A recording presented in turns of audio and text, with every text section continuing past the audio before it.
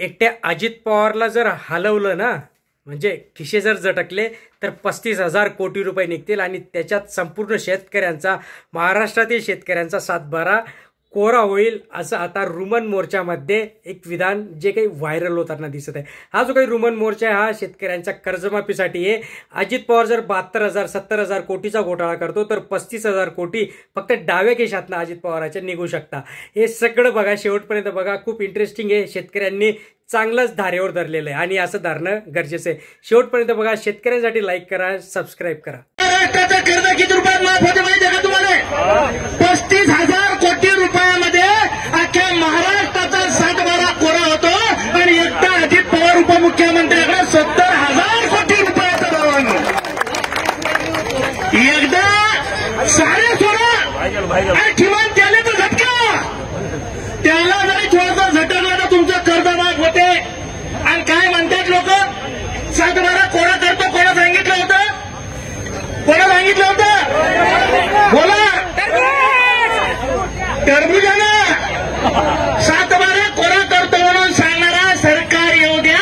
सातबारा कोरा कोरा कोरा म्हणणारा मुख्यमंत्री आज तुमचा खेतर सुद्धा भरू देत नाही.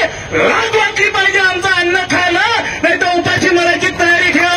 बोलायची सुद्धा तुमची तयारी ठेवावं लागेल. आणि काय हे सरकार आंधळ्या मुख्याचं आहे, दिसते पण नाटक करते आंधळ्याचं. बैल म्हणजे ऐकू येते पण बैलपणाचं नाटक करते. बोलता येते बरोबर पण नुसतं आपल्या प्रश्नाला की बोलायचं, बोलता येत नाही म्हणून नाटक करते. म्हणून तुम्ही रुग्ण हातात घेतलंय भावांनो.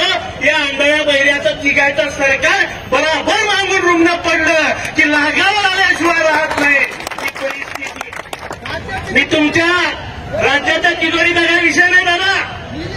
राज्याची तिजोरी आता बिहारमध्ये इलेक्शन लागलं, लाडक्या बहिणीने 10,000 सुरू झाले.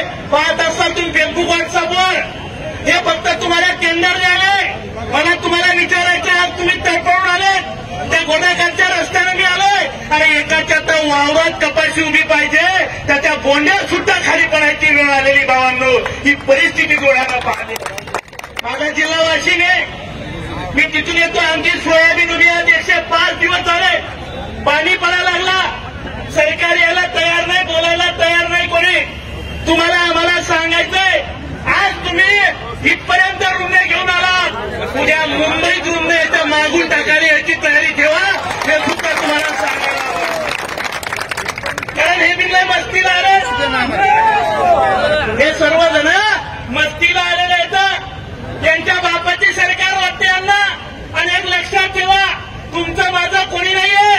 ना या महाराष्ट्रात हिंदू खतरे में, ना मुसलमान खतरे में. खतरे में जिन हराम खोरों की खुर्चियां खतरे में, ही तुम्हाला आम्हाला कळालं पाहिजे भावांनो. जोपर्यंत तुम्हाला आम्हाला कळणार, जोपर्यंत तुम्हाला आम्हाला कळणार नाही तोपर्यंत मेळ बसणार नाही. बसवायचा का मेळ? नाही. काय म्हणाले नाही. कसं करता? बसवायचा का नाही? आता बैल तर काय लोकांकडे राहिले नाही. ट्रॅक्टर सगळं टाली यायला लावायची तयारी ठेवा. ठेवसाल का? गावात आला की वेशीवर हाणला गेला पाहिजे. काल परवा कृषीमंत्री आला होता, अंगात चाल का ऐकतं वाटेचं माग. असं करू नका, कारण गेलं कोणाचं खटून. 8,000 म्हणजे 8,500 रुपये जाहीर करायला ते सरसकट मदत, म्हणजे 85 रुपये गुंठा. 2.5 एकरात 100 गुंठे होता.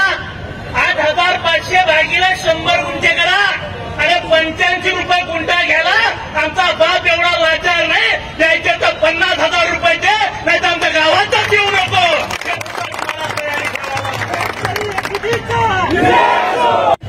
इथून पुढे जवळ जवळ आमदार खासदार मस्तीला आलेले आहेत. याला काही कमी नाहीये. हे मस्त एसीच्या 7व्या माळ्यावर बसतात आणि तिथून बातम्या आणतात, लय नुकसान झालं तुमच्या आमच्यातल्याने. काय झालं ते ऐकत वडवं खाली काढतात.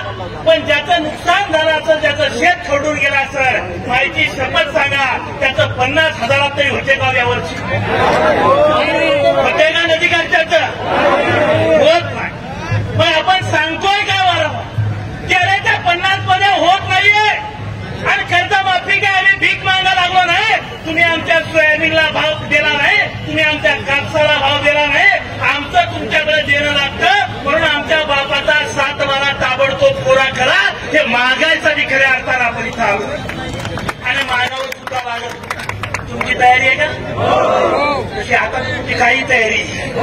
तुम्ही इतके तपेला की चुकून इथं मंत्री दिसला तुम्ही त्याला उभाटा घालायला तयार आहात. बरपाट आहे तुमचं म्हणणं काय सत्य ते, परंतु आपल्याला सुद्धा राज्याच्या मुख्यमंत्र्याला ठणकावून सांगावं लागेल, सत्ता कोणाच्या बापाची नसते, सत्ता आम्ही तुम्हाला दिलेली आहे, म्हणून ताबडतोब आमचा 7 बारा कोरा करा. तुमच्या योग्य वेळेची वाट आम्ही पाहणार नाही, नाहीतर गावाकडे आला की आमचा टाईम येतो आणि योग्य टायमाला आम्ही कार्यक्रमच करेक्ट करू, हे सुद्धा ध्यानात आणि करायची तयारी सुद्धा ठेवावं लागेल. आपण मागायलो काय मागण्या 3.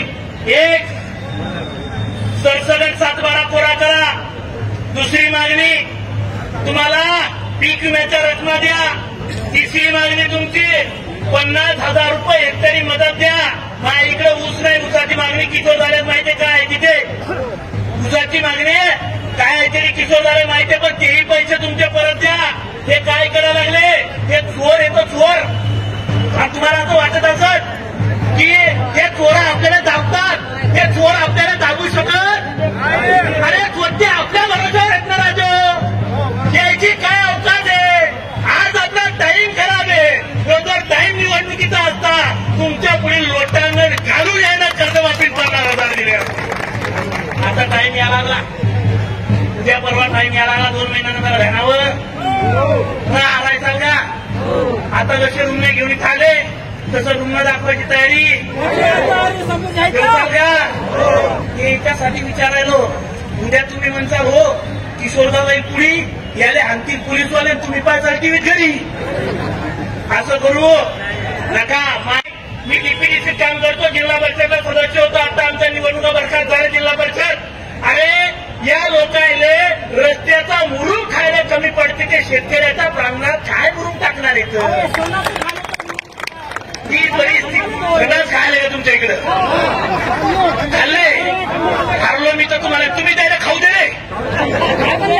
काय धंदा झाला ऐकत नाही. खाऊ दे त्या मुद्द्यासाठी तुमच्यापर्यंत आलोय भावानं. एक लक्षात ठेवा, आग लागली मनात पाण्यानं विजणार नाही.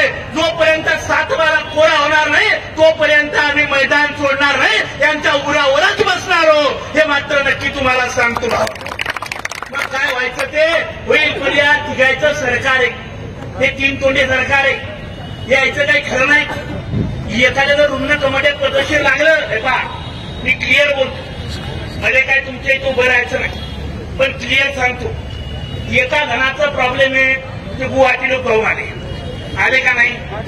एक जण येतं त्यानं सरकार फोडून तोडून बनवलं आणि दुसरे येतं ईडीच्या बेव गेले. खरं आहे का खोटं आहे. तुम्ही बऱ्या पक्षाचे असाल मग त्याचा घेणदेण नाही. अरे पण आज आमचा बाप मारतोय लहान लेकराप्रमाणे आणि ते हाताच्या फोडासारखं सोयाबीन जपलं. चांगलं औषध त्या सोयाबीनवर मारलं, चांगलं औषध त्या कापसावर मारलं आम्ही.